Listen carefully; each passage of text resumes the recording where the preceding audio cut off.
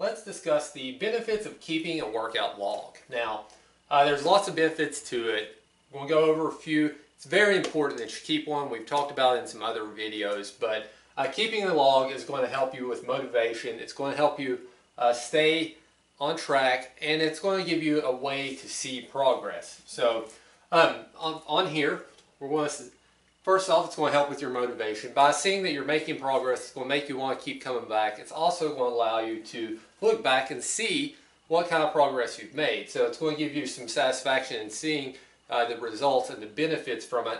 And it's real cool just to have a concrete way to look at it. I don't believe in just doing things based on faith. I like to see evidence, and I want to know that I've made progress. And if you keep looking at yourself in the mirror day to day, it's hard to see that gradual process. You can't see it day to day, and sometimes you give up before you stick with it long enough in order to see the change. 2, you're going to see the progress. 3, it's going to give you comparative data, so you can look at the progress you have made and see the difference between where you were and where you are now. It's also going to let you look in another 2 weeks ahead that you're continuing to make progress and you haven't plateaued. So it gives you a way to look at your program and make sure that it's working.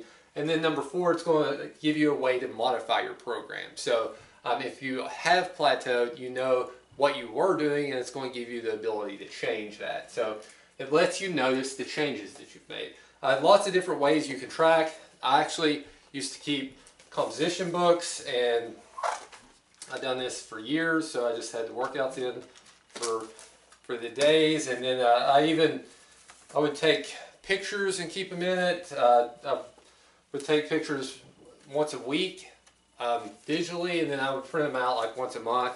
But I like to see the consistent change. In the documentation, some of the things that I would put in there, I would always, once a week when I took pictures, I would also do all of my measurements, so chest, arms, waist, everything like that. In order to have all the body measurements, I would take my weight, my body fat percentage, and of course take the pictures. And that way I could see progress every week, and I knew that the program was working.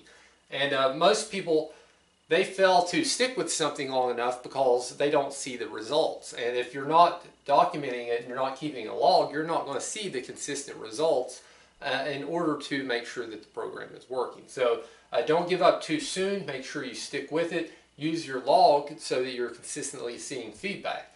If you use a log, you're going to see some type of change somewhere. So you might be losing fat and gaining muscle, so your weight doesn't change. Well, that's great. That should be the only thing you use. Maybe your waist is getting smaller, which is great. And that's another thing that you can use as far as a measurement. You might also see that you're getting stronger. So you see consistent things improving. As long as you're getting stronger, as long as you're making progress in certain places, at least you know something in the program is working, and gives you some input of the progress you're making, gives you some data that you can compare to, and it allows you to keep the motivation level high to make sure that you're consistently going back for more of your program. So don't get discouraged because you don't see results instantly. Keep a log. Make sure that you're documenting it, and look at it like science or some type of experiment where you're consistently gathering data to make sure that it's working. And if you do it that way, then it's going to help, and you're going to continue to get feedback.